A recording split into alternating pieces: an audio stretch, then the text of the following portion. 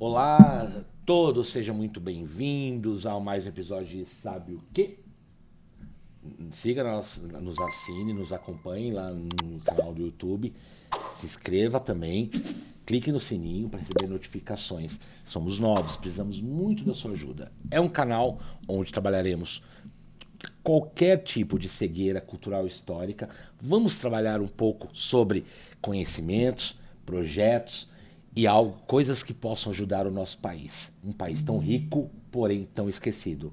Esse programa traz aqui pessoas com conversas inspiradoras que nos trazem a reflexão e para refletir e falar, não, temos um país maravilhoso. Eu, pelo menos, acredito. Sou Altair de Aguiar Prado, professor, historiador de várias matérias e agora, já recebi o convite, vou fazer um mestrado. Hoje eu trago aqui comigo um grande, para mim, umas pessoas que, analisando, para que a gente possa convidar uma pessoa para ser participante, siga-nos nas nossas redes sociais, no Instagram, @sabe o quê. Quer ter uma ideia para uma conversa inspiradora? Manda um e-mail, sabeoquê@sabeoquê.com.br. E avaliando aí o Instagram, vimos esse perfil, Diego Moreira, e é uma pessoa assim que tem muito a contribuir com a nossa educação, principalmente hoje que eu como professor digo, a educação está sendo massacrada. As pessoas estão deixando de acreditar que a leitura, que o ensino ainda vale a pena. E claro que foi um prazer tê-lo aqui. Primeiro eu vou apresentá-lo. Vou ler, que é uma bíblia, isso porque é um resumo dele, tá? É doutor e mestre em Educação, História, Política e Sociedade pela PUC-SP.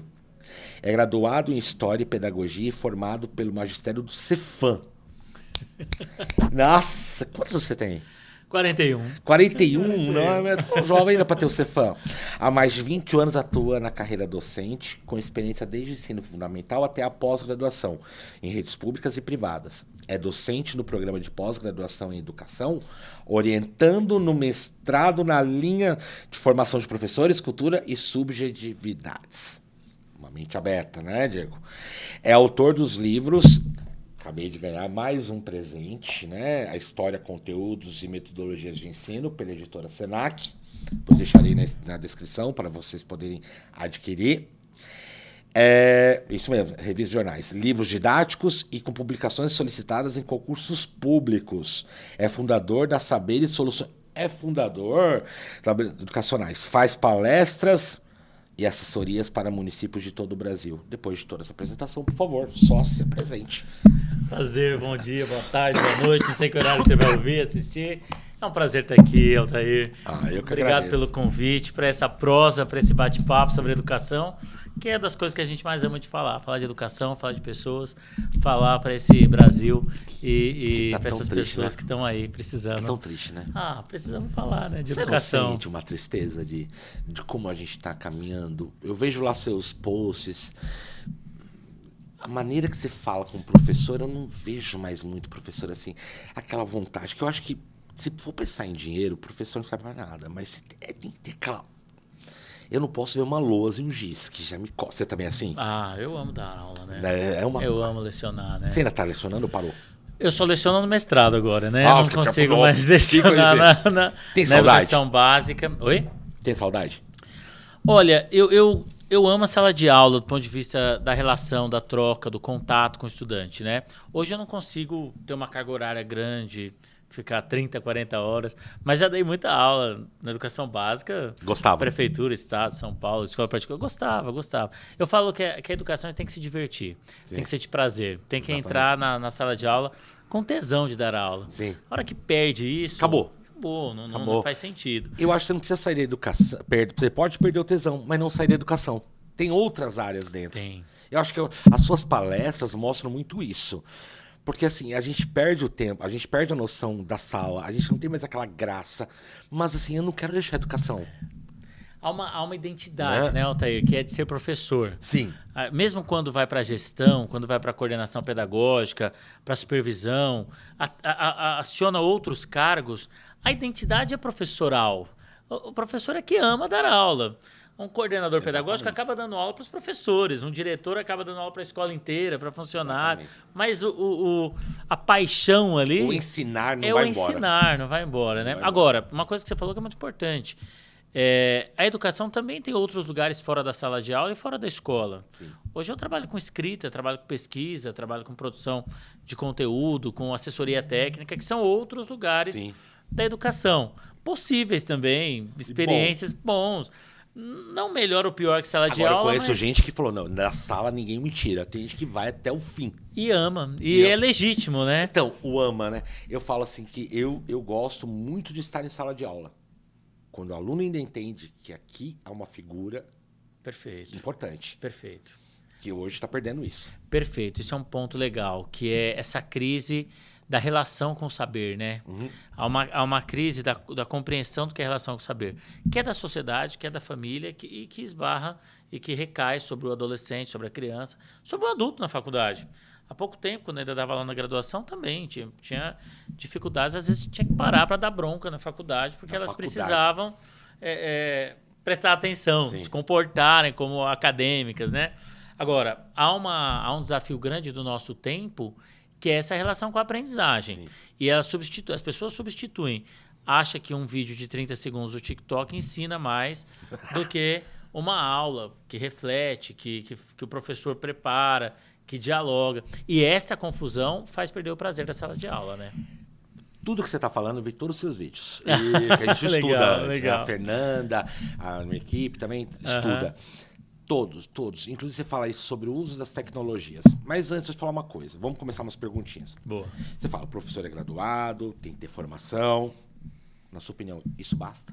Não. A formação inicial dos professores...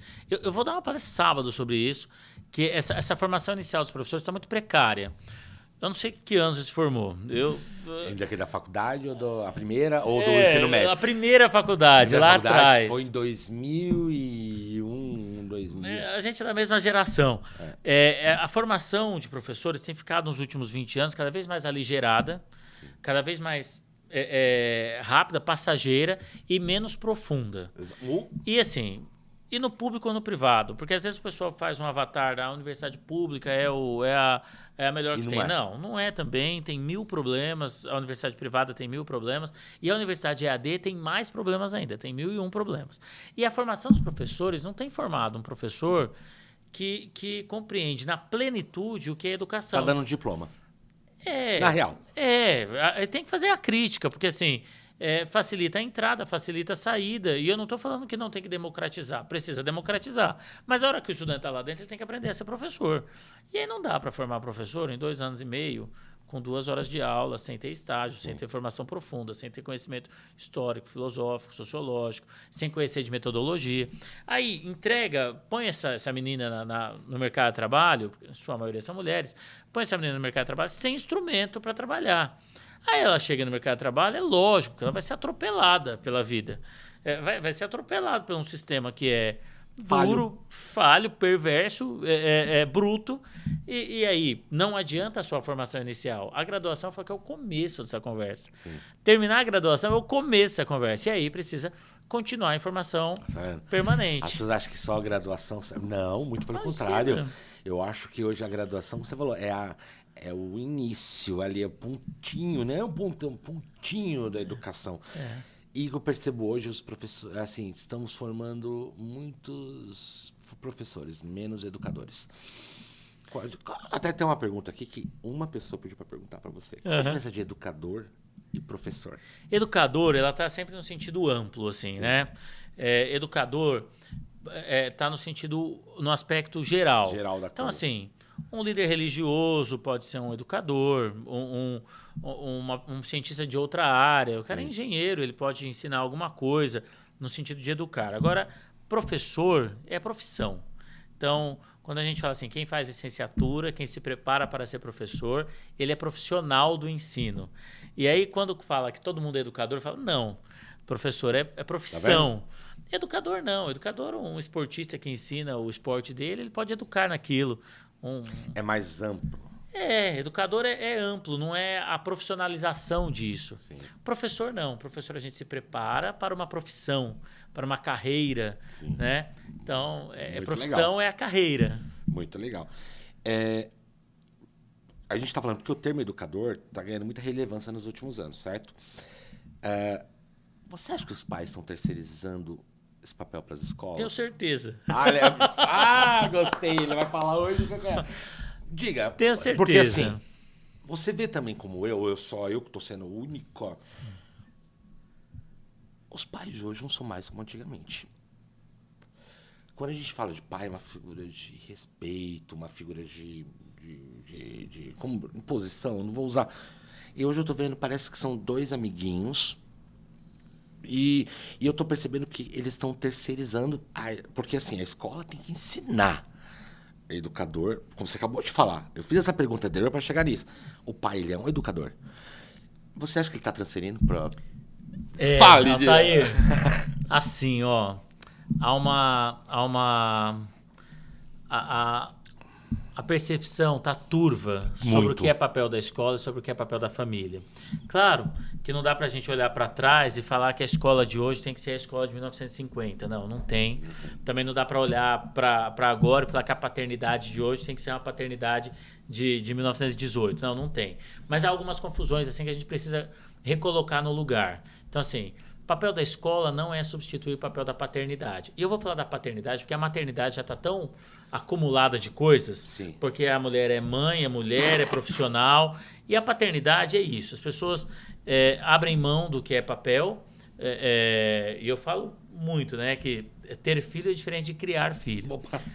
Ter o filho no... Meu caso é um filho, desse. Né? Minha vida é uma diferente de acompanhar, de criar, de estar perto. E eu tenho feito esse advocacy mesmo, essa defesa ampla.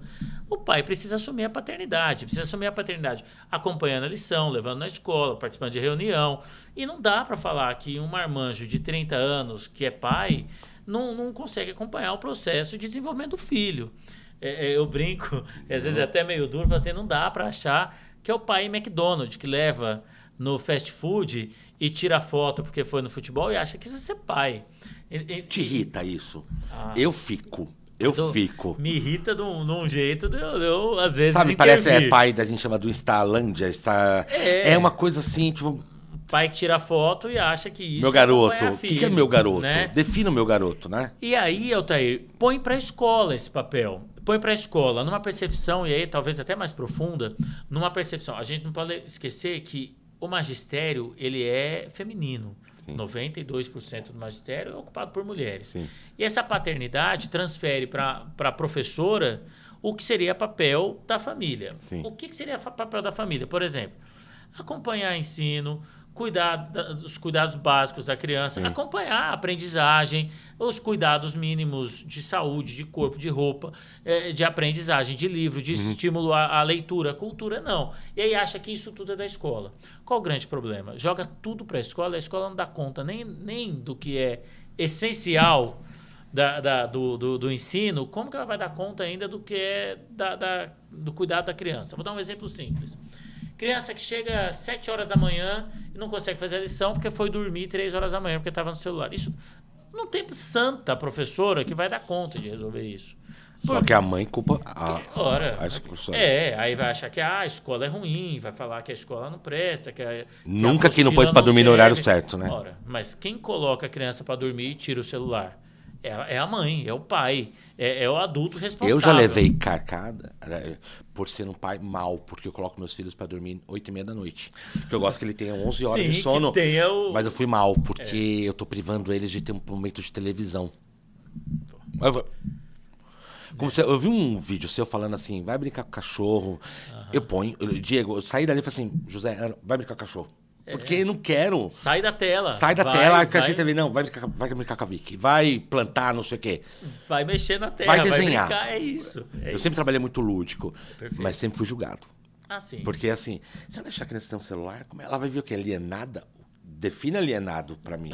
Porque alienado pra mim é isso. É isso. Isso é alienado pra mim. Não você concorda comigo? Lógico. Que bom. Que bom. Não, mas ainda bem. É perceptível e real. pois também sou professor, né, que atualmente há um cuidado com qualquer posição ética ou religiosa, que também está muito delicado hoje, né? Pois tudo que formos manifestar poderá não ser favorável. Tem que manter a neutralidade? Você acha que por saúde mental é necessário manter a neutralidade?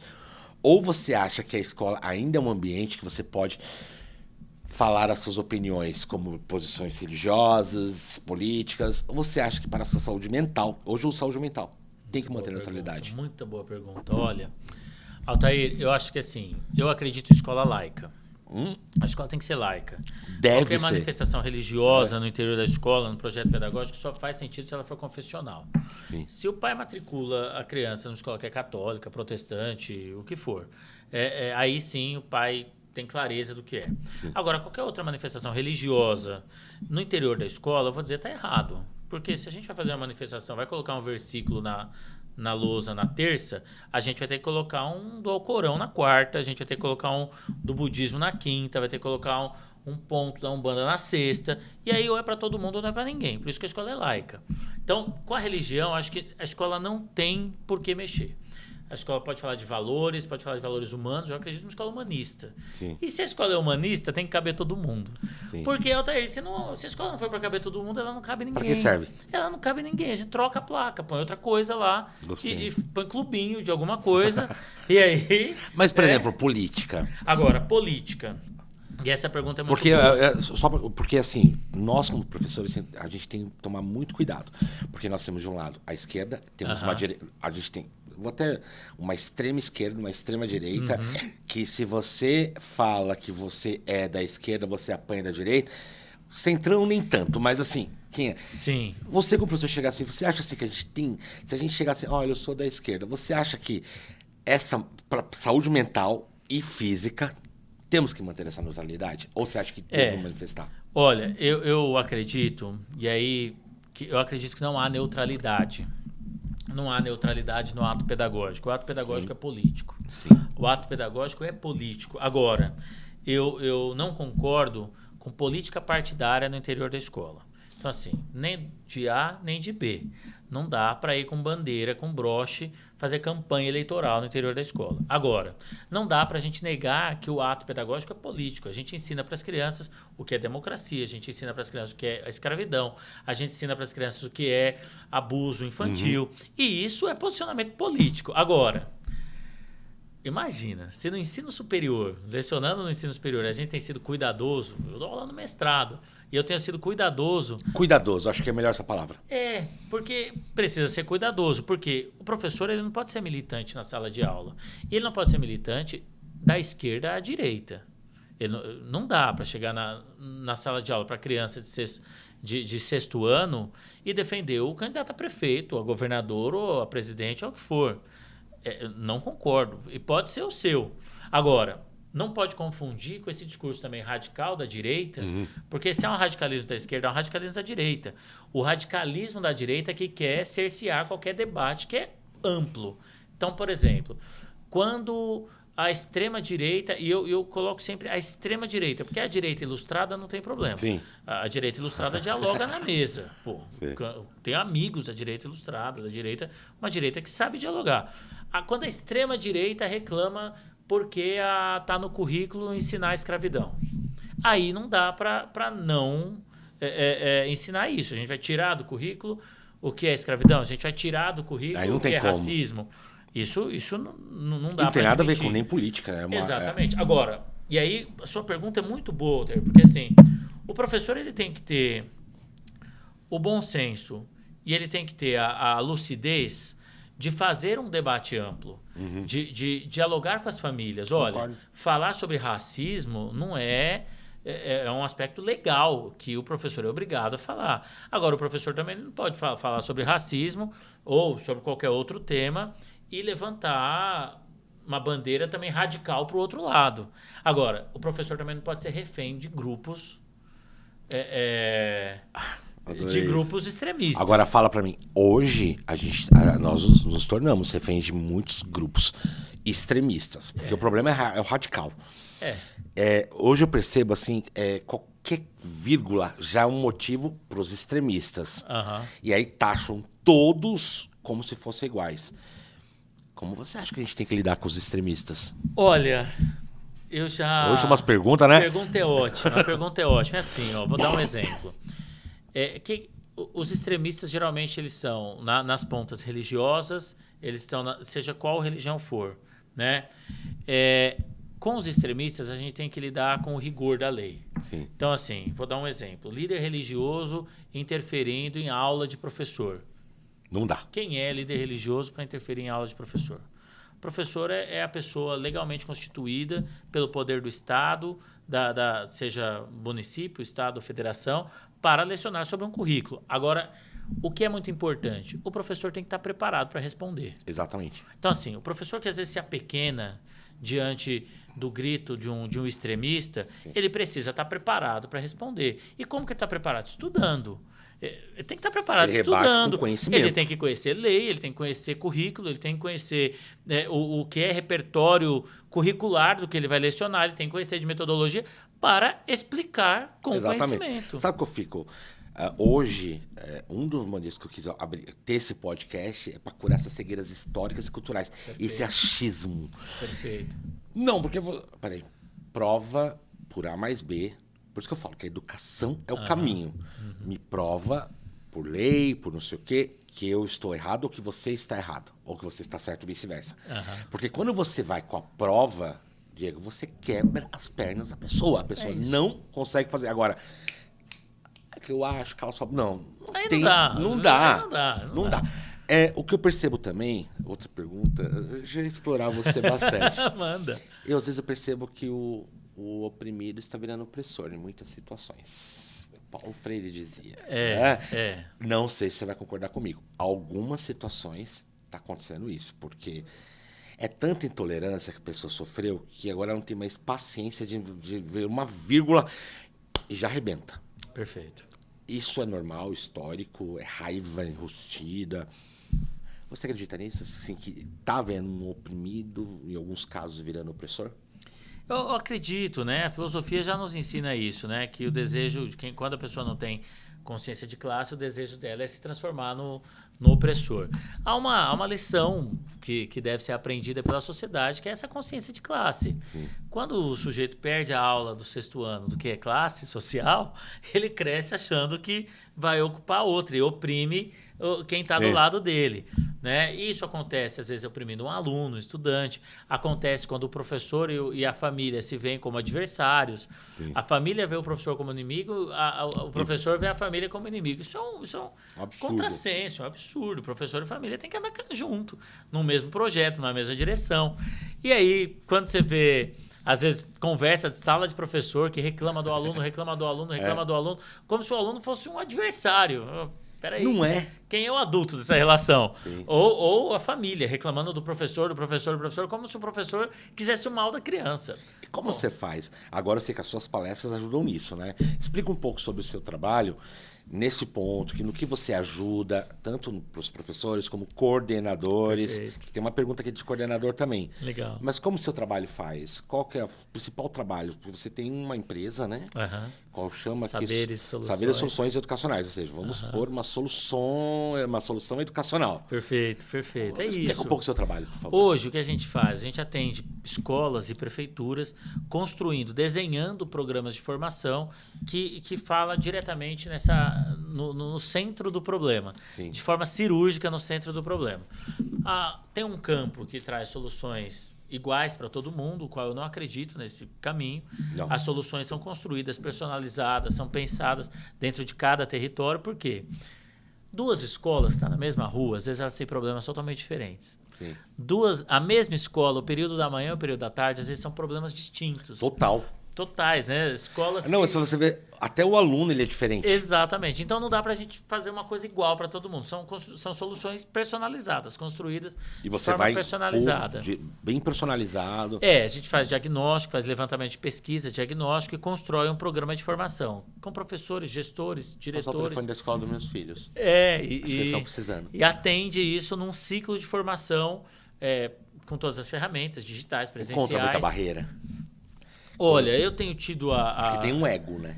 Eu tenho tido a felicidade de encontrar pouca resistência. Por quê, Altair? Que bom. Porque a gente parte de um lugar que compreende o lugar do professor e da família. Então, e aí não é um tom crítico, mas assim, tem muita gente fazendo formação de professores que nunca pisou numa sala de aula, que nunca pisou numa escola.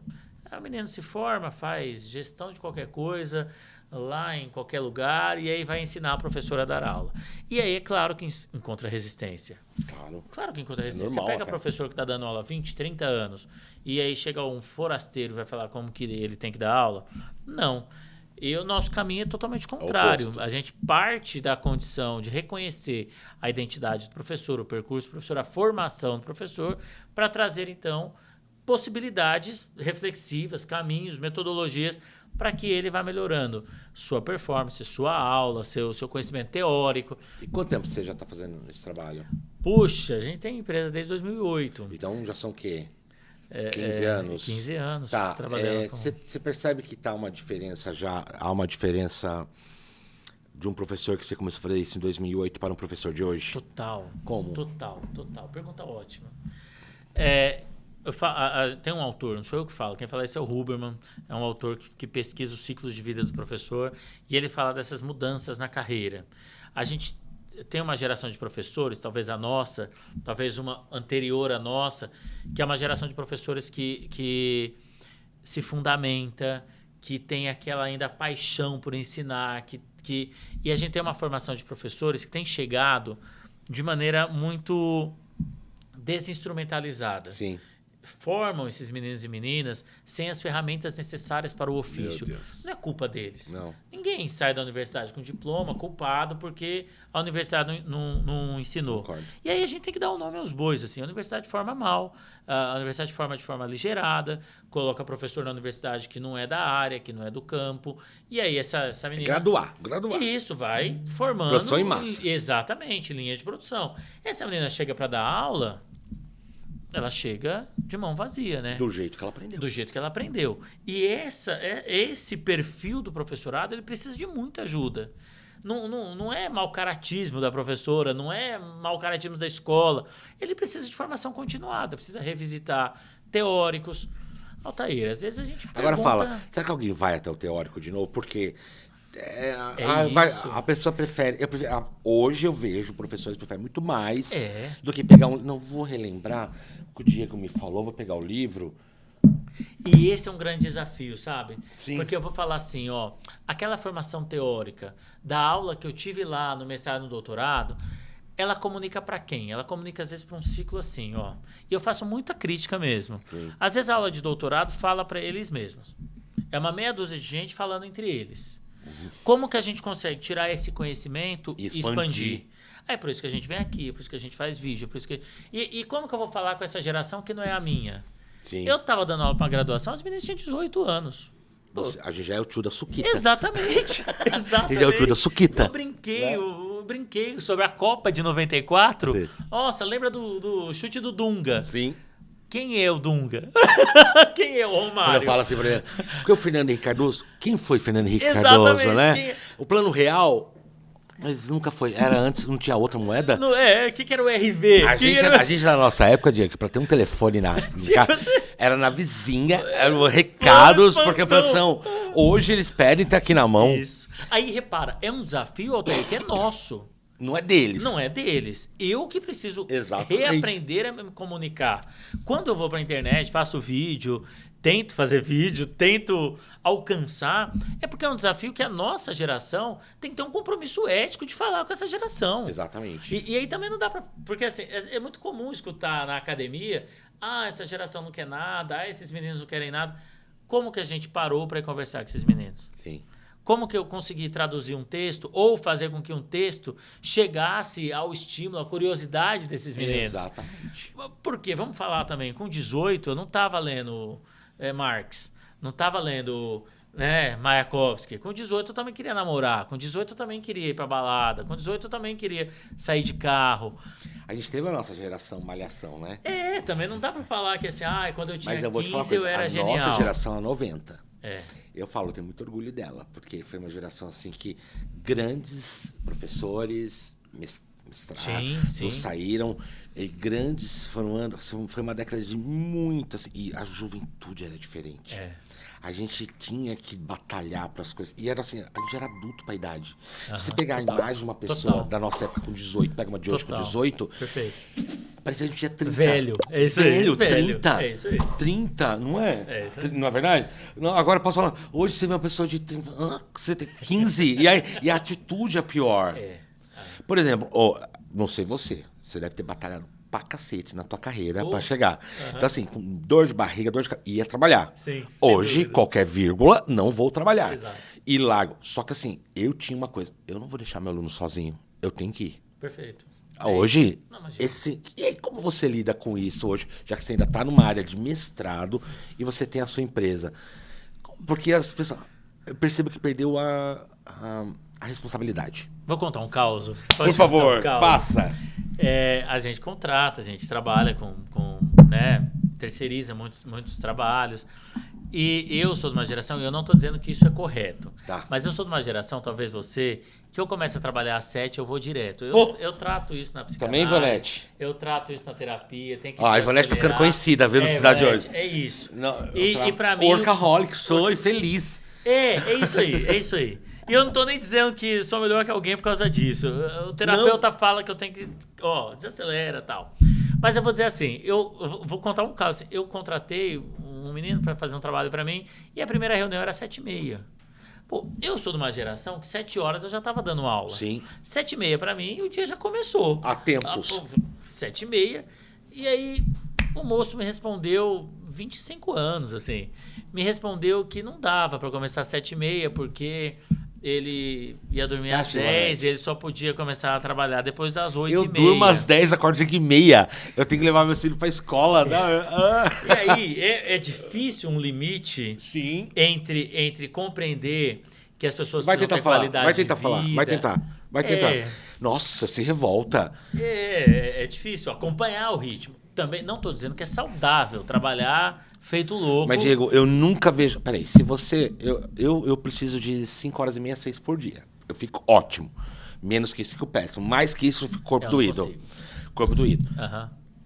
Se eu tenho aula às 7 da manhã, se eu me comprometi com você, 7 horas da manhã, se eu tenho que levar... Por que não? Agora, ninguém mais vai ter aula às 7 horas da manhã. Você entende? Agora, assim, eu queria te perguntar, você sente um problema muito grande na educação hoje com esse comprometimento? Perfeito, muito. Eu vou dizer sempre assim, eu vou tentar fugir desses radicalismos. Eu não acho que a pessoa tem que trabalhar 18 horas por dia porque ela vai adoecer. Eu trabalho. Eu também. Minha esposa fala que o pessoal não aguenta meu ritmo. Eu trabalho mesmo, porque assim... Mas eu vou falar assim, eu amo é aquele o assim, que eu quando não faço. tem nada, cria coisa? Total. Nossa. Altair, eu tenho dificuldade de férias. Olha, nem sei se é saudável falar isso. Não é, eu não. Eu não orgulho de ser workaholic, mas eu tenho dificuldade de férias, assim. Ficar uma semana... 20 dias pra mim. Nossa! Eu já inventei coisa. Só que eu penso assim, peraí, não, eu pego 20 dias, mas pelo menos 2 eu faço um passeio, mas o resto já vou... Minhas férias eu fiquei lendo livro para mestrado, eu tenho que buscar. Eu falei, não posso ficar sem fazer nada. Mas é um desafio da nossa geração desacelerar. Sim. É uma coisa que eu tenho aprendido. Agora é um desafio dessa geração acelerar. E aí que eu falo, olha, o outro extremo também é ruim. Então. Porque se a gente tem um extremo que adoece de trabalhar muito, de não cuidar da saúde, do corpo. Pô, tô tentando colocar na minha rotina academia, esporte. É uma coisa que eu preciso colocar na rotina e tal. E a gente tem o outro extremo. Total. Uma meninada que às vezes que não tá sacando que precisa... Eu tô vendo aqui, tem pergunta pra você depois, mas pode falando que eu tô vendo. E esse outro extremo que também precisa entender como funciona o mundo.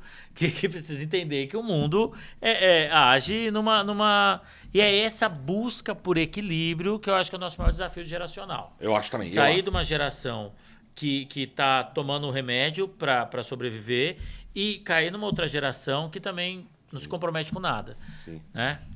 Ótimo. Chegou uma perguntinha que eu vou fazer pra você. Que podcast é isso? Pode mexer, é uma prosa. A escola não existe sem relacionamento. Claro, óbvio, né? Mas hoje os relacionamentos não estão mais difíceis. Os relacionamentos? Não estão mais difíceis. São. Como ter bons relacionamentos em um ambiente escolar? Ó, pergunta boa. Olha, Pro que educador. pergunta boa, porque assim, educador. eu tenho escutado Vai, vai. muito o quanto que a escola está se tornando um ambiente pesado, tóxico, o quanto que a escola tem sido um ambiente ruim. Os professores estão adoecendo. Os professores estão adoecendo. E aí eu acho que há uma linha que é de uma decisão política, estrutural, de tratar o professor como um operário, de proletarizar o professor. E tirar do professor a capacidade artesanal do fazer pedagógico. A criatividade, é isso. Cortar as horas, sistemas que dá Pior, a pública ou a particular nesse sentido? Eu acho que as duas estão caminhando ladeira abaixo. Mas assim, eu vejo em muitos municípios relações melhorando. Em municípios, relações mais profissionalizadas. Quando a gente fala privada, eu não gosto de colocar tudo no mesmo lugar. Escola privada tem, eu defino como pelo menos 4 modelos. A escola privada purista, aquela de elite, que todos os direitos são garantidos. A escola privada, que a gente chama de aspirante, que são as escolas tradicionais, confessionais, que a relação de trabalho ainda é mais saudável. E aí a gente tem 2 pontas que são as que mais vêm por aí, as mercantis e as populares. Essas escolas mercantis e populares, que tudo paga, que tudo vale o uniforme, a apostila, tudo, essas escolas, a relação de desprofissionalização é muito grande. E aí esse docente, esse profissional, sofre uma pressão absurda. Em alguns municípios, você vê relação de trabalho muito boa, com garantias de direito, com garantia E aí também necessidade de melhoria da entrega desse profissional. Esse professor também precisa entregar aula boa. Eu falo uma coisa, Altair. A aula tem que ser boa. Sim. O professor tem que entrar na sala e dar aula. Dá tem vontade. Que dar uma aula boa que ele tenha vontade de assistir. Sim. Né? Agora, essa pressão, essa cobrança de tudo tem que ser pautada nas corporações de ofício e os sindicatos têm que fazer o papel do sindicato. Sabe o que eu acho? Que até veio aqui uma pergunta para você aqui, ó. Deixa eu ver. Diego, eu estava dando aula em um colégio, olha, a mesma coisa que aconteceu comigo. E eu pedi para que o aluno, por favor, o aluno não usasse o celular porque ele estava conhecendo o primeiro dia de aula. Por causa disso, a mãe desse aluno foi na mantenedora, passou por cima da diretora e da coordenadora e eu fui demitido. A coordenadora e a diretora não sabiam o que fazer, parecendo 2 marionetes. Você acha que o seu trabalho ajudaria nisso? Total. É assim, ó. André de Santo André. Muito bom, muito bom. Olha, é uma escola que... Esse é o típico exemplo de uma escola mercantil. Uma escola que faz isso, ela se apequena. Sim. Ela se apequena. Por quê? Imagina assim, ó, Altair. Você contratou alguém formado, escolheu, passou por um processo de seleção, você escolheu alguém que quando vai dar aula, na primeira reclamação, você tira e você fala assim, não, eu escolhi errado, então. Sim. Então, uma escola que faz isso, ela se apequena. Sim. A relação dela, eu brinco, você me desculpa a franqueza, mas é uma relação de pastel. Me dá 2 de queijo, Como é que você achou dessa de situação? palmito. Essa situação é péssima. Não é péssima para o professor. Para o professor, ainda bem que ele foi mandado embora, ele arruma aula em outro lugar. É péssima para a instituição. A instituição se apequena. E tem um conceito... Agora, eu falo como um diretor, um coordenador deve ter sentido nessa hora. Um papel tão importante. Porque você então, tira a relação do ensino. Quando a relação é mercantil, a esse ponto, porque uma professora pediu para um aluno guardar um celular, e aí a mãe vai no dono e o dono demite, a gente tirou a relação do conhecimento. Acabou aí. Não tem relação de conhecimento. É uma relação mercantil. Ó, eu pedi um pastel de queijo, não veio de queijo, veio de carne e eu vou comprar no outro. Sim. Olha aqui, eu tô vendo aqui mais perguntas. Isso é muito grave. Isso é muito grave. Eu acho que isso também está desmotivando muita gente. Diego, você acha também que o valor hora-aula está prejudicando você? Você tem que olhar o sistema de educação. Você acha que também prejudica o processo? Essa lógica da valorização do ponto de vista monetário é muito importante olhar. Porque assim, quando a gente usa um conceito, quem usa esse conceito é o Michael Apple, um autor americano que escreve sobre o processo de proletarização. Sim. E ele chama esse processo de proletarização docente. Então, toda vez que reduz a relação do conhecimento e isso se transforma em monetiza de forma pequena, baixa, proletarizada, a gente tem a perda do valor do imaginário, da mentalidade. Então, assim, um professor ele deveria custar mais para a sociedade. Não é do ponto de vista corporativo, sindical. Não. É do ponto de vista do significado. Moral, do lugar. Exato, do papel que exerce. Sim. Ora, se você seleciona para dar aula para o seu filho alguém que vale monetariamente, do ponto de vista pecuniário, é mal remunerado, a gente está dizendo que o que entrega de melhor para o seu filho é pouco. Exato. Né? Agora, precisa aumentar. À medida que também precisa aumentar o valor monetário, também precisa exigir que essa formação seja melhor. Sim. O professor também precisa melhorar a formação. Ele precisa ser um intelectual, ele precisa ser um acadêmico. Você valoriza seu trabalho hoje? Por exemplo, se alguém falar, Diego, eu preciso de uma aula para mim. Você hoje valoriza? Você consegue valorizar o seu trabalho hoje? Fala assim, não, por menos disso, não por maldade, mas por valorização. Porque você percebe, há uma pessoa, eu tenho vários, que não tô nem aí. Quanto paga? Importante é pagar. Pode ser uma merreca ou pouco mais. Eu não gosto disso. Eu vou dizer que a minha carreira, eu fui muito feliz na minha carreira de educação básica. E hoje, minha carreira é diferente das demais, né? Porque tem outros elementos. Mas assim, eu entrei em um concurso público municipal muito jovem. Com 18 anos, eu era professor da maior rede da América Latina, de São Paulo. E eu com 18 anos estava com cachaça. Então, o meu processo de remuneração ao longo da minha carreira foi crescendo. Então eu comecei a dar aula na universidade, eu tinha 25 anos. Então, E numa época que dar aula em faculdade era 15 anos dando aula na universidade. Então me coloca num lugar de carreira, de remuneração da carreira, que não é a realidade da maioria. Sim. Né? Então, hoje sim, eu consigo... Mas você acha que é assim com todo mundo? Não. E aí isso é uma pergunta boa, porque eu reconheço que não é um lugar da trajetória da educação. Sim. Não é da maioria esse lugar. Agora, é importante que a gente olhe para a remuneração do professor socialmente.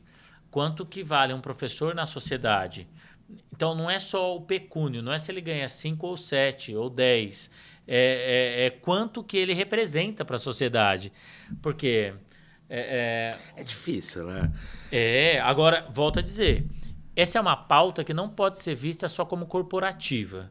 Se for uma pauta sindical, ela não faz sentido para a sociedade. Não. Se for uma pauta, a greve porque o professor quer ganhar 30% a mais. Eu vou dizer assim, pequena o que é a pauta de valorização. A valorização é mais do que isso. Claro que a remuneração é muito importante, ninguém paga mercado com abraço, ninguém paga casa com me dá um beijo aqui para pagar a casa. A remuneração é importante mesmo em qualquer profissão. Agora, a educação precisa se colocar nesse lugar de importância.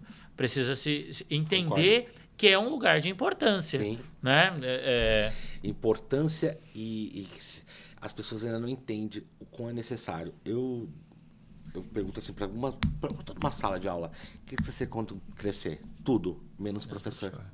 Como você vê isso? Essa é uma das maiores tristezas da nossa geração. A nossa geração vivencia...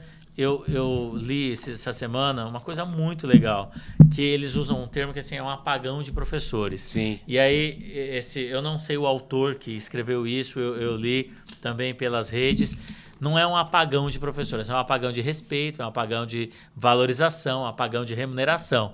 Então, é muito importante pautar isso, porque assim, por que não procura carreira docente? Isso. Porque precisa de prestígio, não é só salário. Precisa de respeito. Ora, um profissional, 92% de mulheres sai de casa, deixam seus filhos para ir até uma instituição, trabalhar das 7 da manhã às vezes às 5 da tarde para ser xingada e agredida por um pai. Sim. Ora, Não é sobre pagar 10, 15 ou 20 Será que mil. o próximo tema vai falar sobre isso? Então é isso. A valorização e o prestígio social precisa ser elevado. Claro, tem uma coisa importante, assim. Chega a ser a 92% dos professores são os primeiros de casa a ir para o ensino superior. O professorado, a massa do professorado brasileiro, 2.200.000, eles vêm das camadas populares, eles são egressos da escola pública. Isso também é um elemento estrategicamente pensado para desvalorizar. Então, quanto custa formar um professor na sociedade? Quanto custa formar um juiz? Quanto custa formar um médico? Quanto custa formar um advogado? Quanto custa formar um professor? Qual é a origem social do médico? Qual a origem social do professor? Isso é um ponto que precisa ser colocado na sociedade.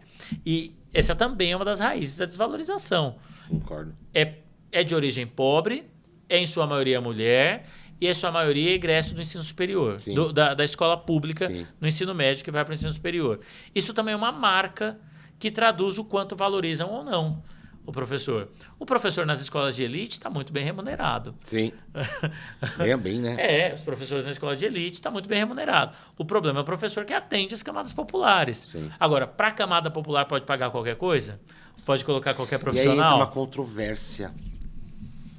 Porque às vezes a camada popular é que deveria ser mais bem cuidada. Sim, perfeito. Aí ele já está lá. Exato. Um aluno que tem laudo de inclusão, como que ele é cuidado na escola pública, estadual, municipal? Vou até ser honesto, uma escola particular seria ainda bem capacitismo, você vê certas Sim. coisas. Agora, se é uma escola particular, tiro para uma escola, tiro o chapéu para Waldorf. A Waldorf é a única que quando uma criança tem algum transtorno no neurodesenvolvimento, consegue um atendimento. Eles contratam um outro professor auxiliar sem a pessoa pagar. Não, eu tirei o chapéu. Você é fã do Waldorf como eu. Não, e assim, autista, vamos ali, contrata um professor auxiliar. Não, um professor auxiliar para ficar junto com ele. Os outros, ou você paga ou você leva. É difícil, né? Coordenador é considerado por muitos como a atividade mais confortável, né? É uma escola, não precisa entrar na sala, tem horários flexíveis. Eu vou te falar duas situações reais. Essas situações, uma que eu acabei de falar e outra. Como você vê isso? Que a função do coordenador pedagógico é rica, é extrema importância dentro do processo de uma escola. Ela ou ele é o pilar. Ela que... Mas você vê... Como o caso que aconteceu aqui do André, ele falou pra mim assim, ele falou, não...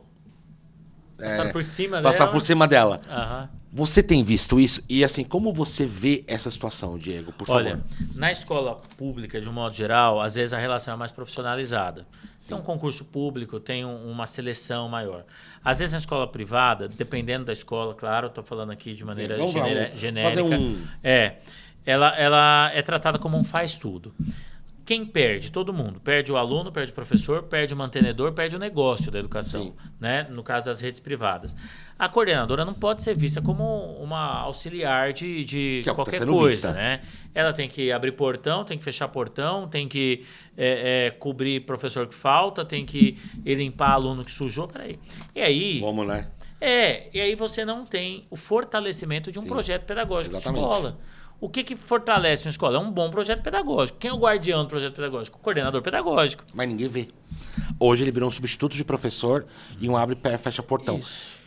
A sua empresa ajuda nisso também? Sim, faz formação de coordenadores exatamente para construir essa identidade do coordenador. E é muito legal, porque assim... Uma coisa é dar a fórmula pronta. Eu não acredito nisso. 3 passos para o sucesso, eu não acredito nisso, não topo.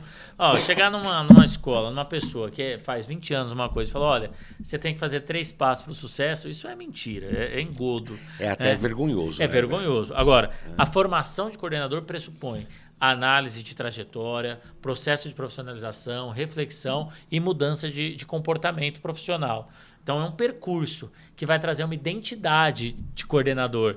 Esse coordenador tem que se ver... Empoderamento. Ele tem que se ver como um coordenador pedagógico. Não uma marionete. Não, imagina. Interessante. Outro obstáculo que a gente vê é o bullying.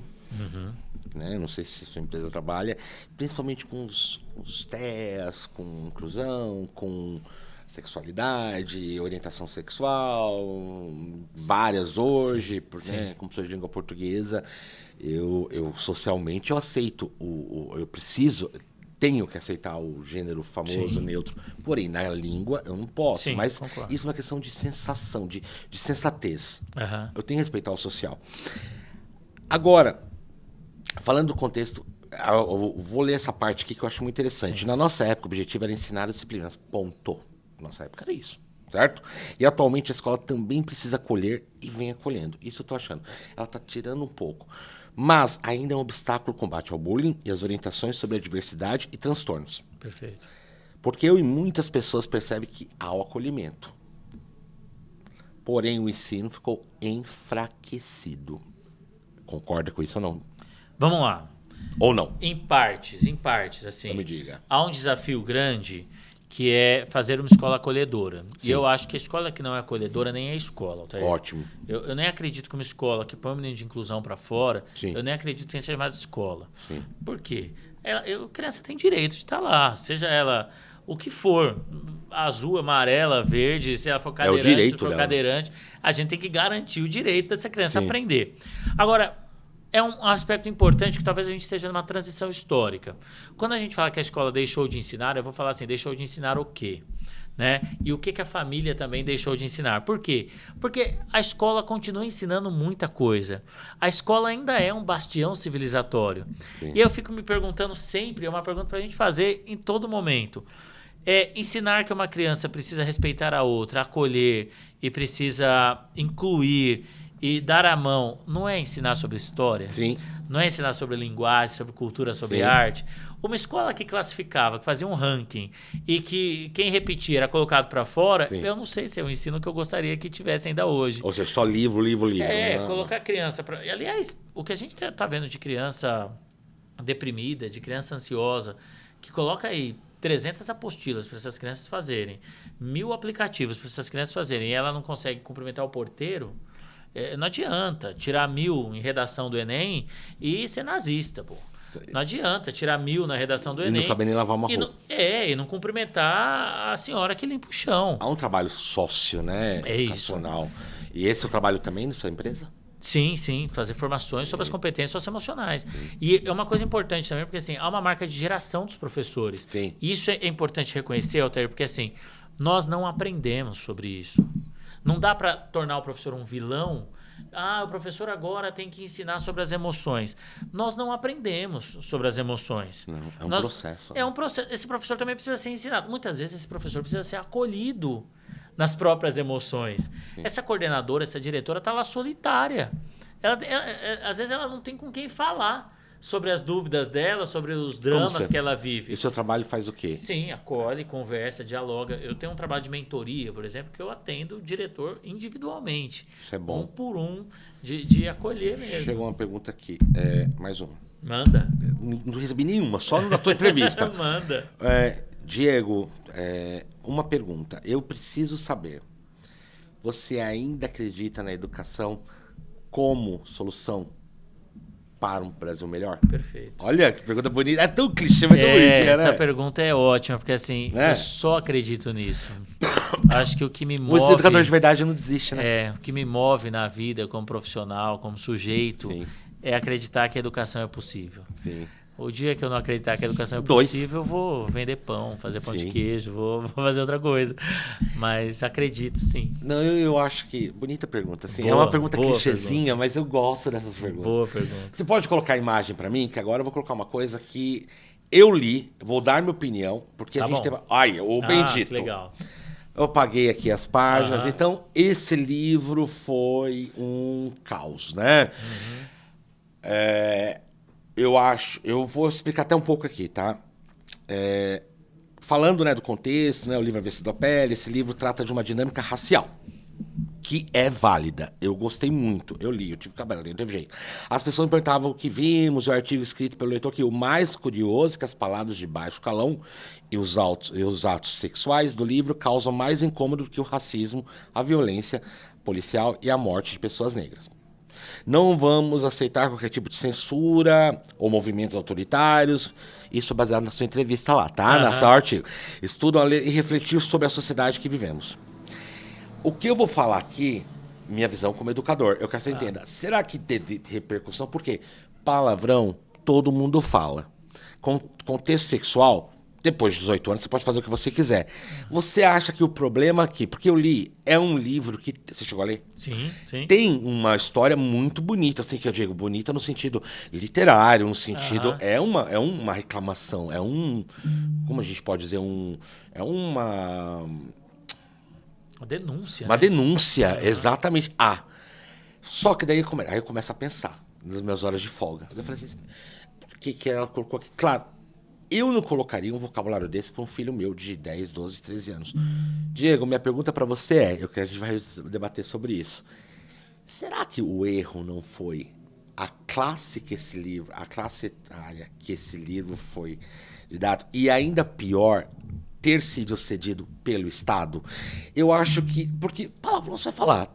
Tem vários livros aí que você vai ali na livraria, tem palavrões baixo escalão. Eu percebi assim, o problema foi para o público que ele foi divulgado. Olha, pelo que eu acompanhei da mídia... Você acha que a minha visão tá em caminho? Ou você acha que... Qual foi o motivo? Você acha que virou tanto? Porque eu não Boa vi nada pergunta. demais, a não ser esse trecho para um certo público. Boa pergunta, sim. O livro foi indicado como leitura para o ensino médio, né? E para o ensino médio ele cabe perfeitamente, é um debate importante. Mesmo com esse Vocabulário, né? Mesmo com esse... Agora, o que polemizou, aí a gente tem que fazer um recorte bem desse nosso desenho social. Grupos religiosos de extrema-direita. Sim. E esses grupos religiosos de extrema-direita, eles gritam com exposição no MASP, eles gritam né? Sim. Mas não gritam com traição do pastor. Então, Sim. assim, eles, é uma preocupação seletiva, é uma preocupação seletiva.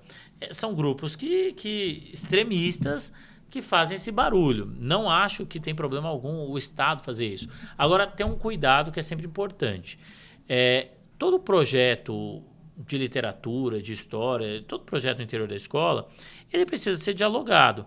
Não acho que professor tem que pedir permissão para pai para qual livro vai trabalhar.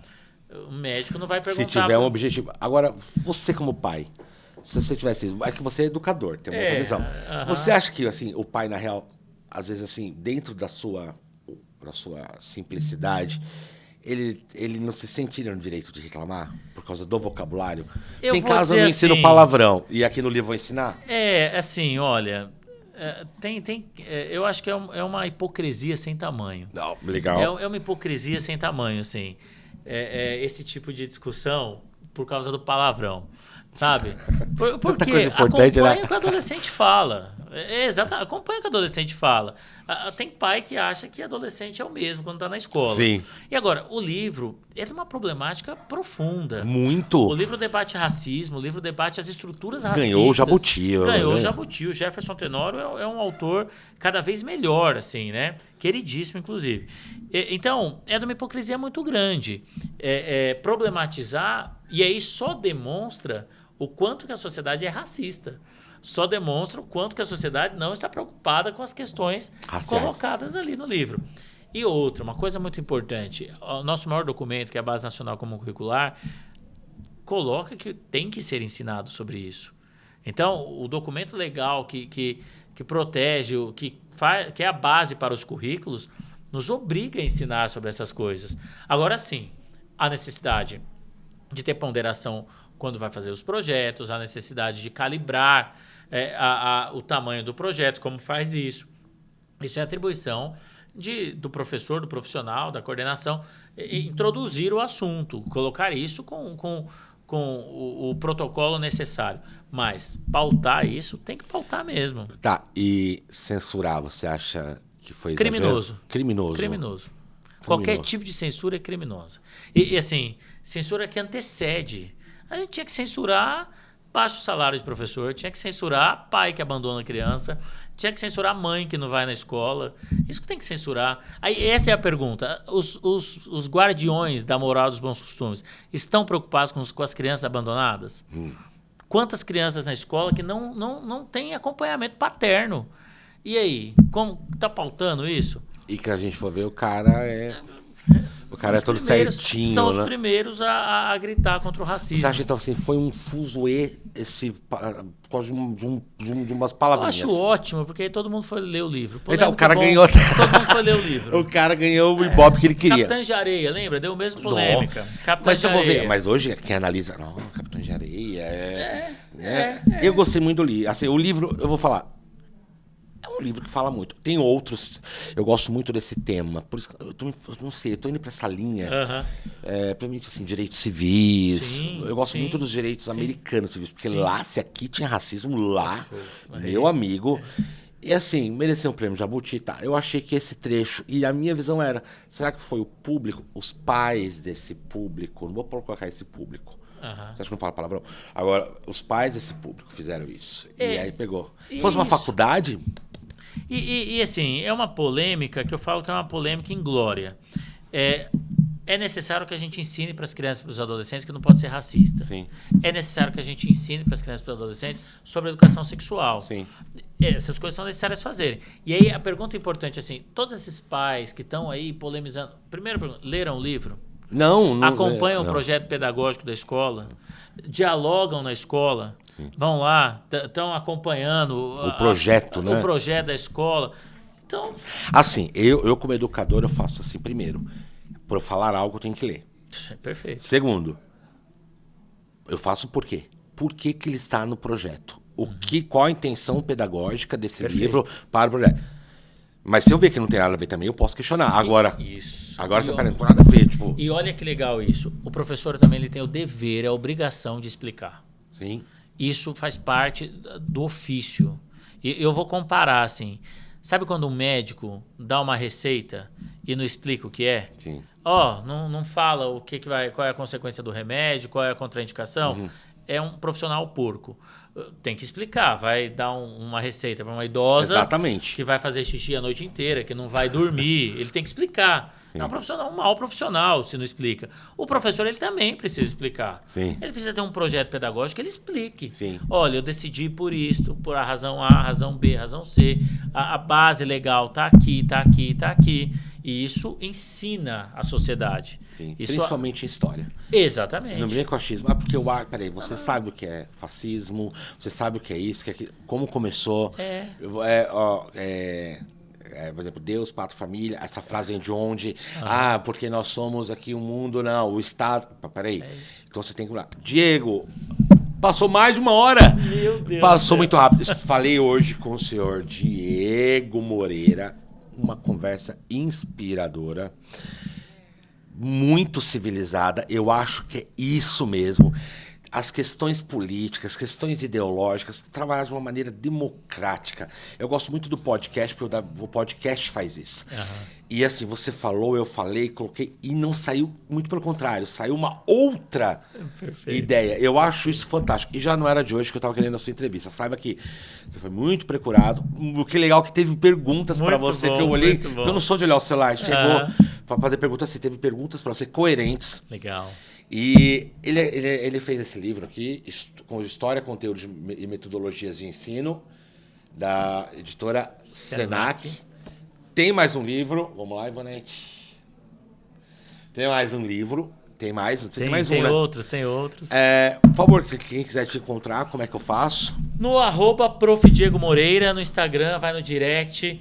Palestras sempre pela NGP, que é quem me agencia nas palestras. Mas segue no @ lá, a gente se fala. Eu tô sempre falando, acessível lá pelo Instagram, @Prof. Diego Moreira. Sim. E a gente se fala para esse Brasilzão, se encontra pelas terras da educação. Esse rapaz me falou, eu falei, meu canal ainda é pequeno, ele falou, vai crescer. Vai mesmo. Vai crescer. E essa entrevista vai render. Vai crescer render muito. O que é bom tem que crescer. A gente tem que apoiar canal assim, iniciativa assim, porque precisa ter espaço. Sim. Tem muita gente ruim por aí que todo mundo segue. Tem que ter gente boa que a gente segue. Tem que ter gente falando coisa boa pra gente seguir. Prazer estar aqui. Imagina. Diego, quero muito agradecer a sua presença hoje. receba a nossa caneca, porque você toma café com ela. Muito obrigado. Entendeu? Sabe o quê? Tome um café. Ainda tem o símbolo da Vem TV, porque eu agradeço muito ao Igor Moraes, da Vem TV, que se não fosse por ele eu não estaria aqui hoje. Ele foi a porta inicial. Então ainda seguimos. Igor, um grande abraço para você. E Diego, tome chá, café para as suas 16 horas de trabalho. Agradeço demais, um grande beijo e seguimos. Tchau, tchau.